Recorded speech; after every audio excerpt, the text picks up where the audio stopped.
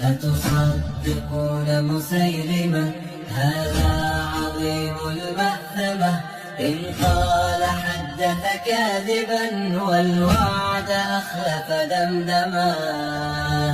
لم يوف قط بذمة ذمم الشعوب المسلمة، عجبا بني قوم الحيارى في الخليج وقلزما. أكرمتم هذا اللئيم وكل فرد ألقمه، واليوم أصبح شامتا ومشبها من أكرمه. بالعنز بالبقر الحلوب ولم يراعي الأوسمة، إني أراكم قد رجعتم للعصور المظلمة، ووقعتم في الفخ فخ العاصفات المعتمة.